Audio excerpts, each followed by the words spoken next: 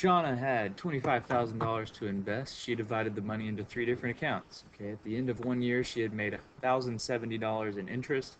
And of the three accounts, one earned her 4% interest, one 3%, and the other 6% interest annually. Don't ask me why she didn't just put all the money in the 6% account.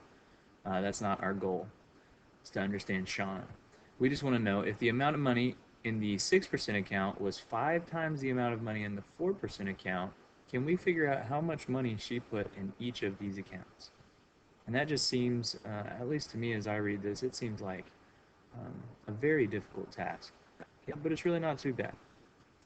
First thing you got to do is you have to define your variables. Okay, there's three accounts.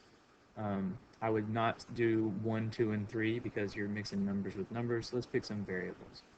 So we've got one that earned her 4% interest. So the 4% account, I'll call it X. Okay. And what does the X represent? Is it the 4%?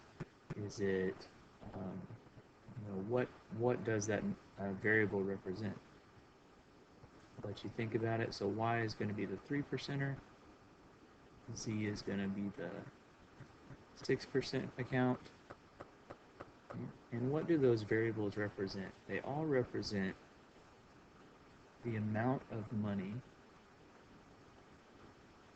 in each account.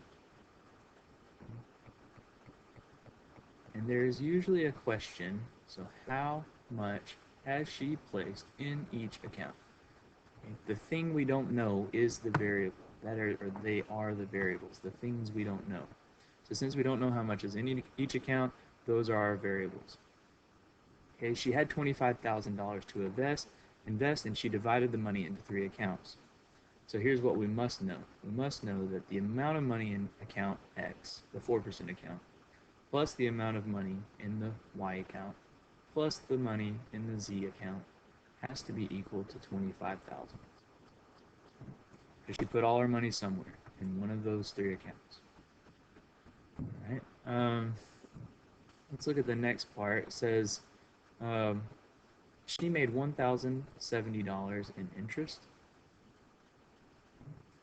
And what makes up that interest? Well, she earned 4% interest on the money she had in the X account.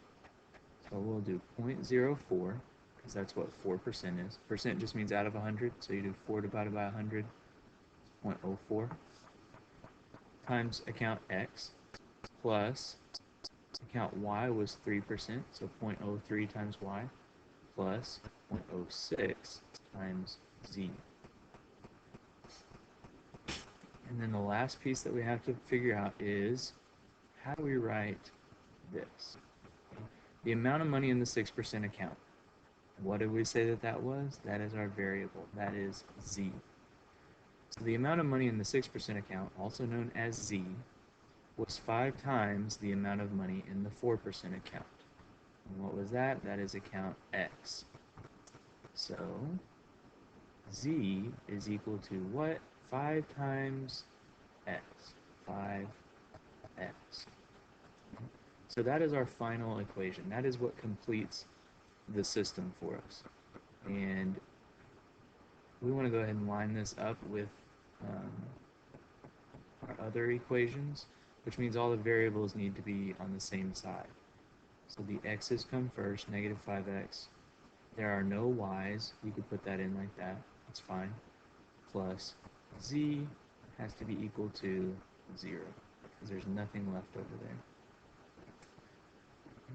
So we'll pull the calculator up, and we will do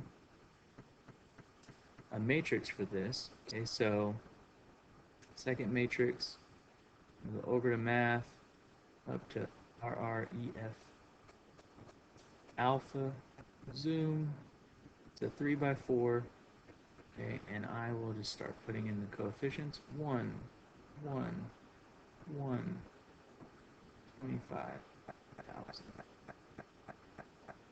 And then the next one, 0.04, 0.03,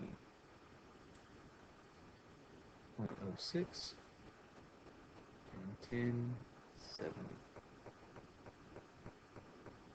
-5, Make sure you leave the 0 there for the y and 1. Okay, and we get this matrix that is our solution. So what does it mean? Well, the x column is the first column, so 1x has to be equal to 2,000, then 13, then, so this one is $2,000, this one is $13,000, and this one, 6% account, is the final $10,000. Looks like she made a fairly poor choice by putting 13,000 in the 3% account, but we were able to solve that system using a matrix.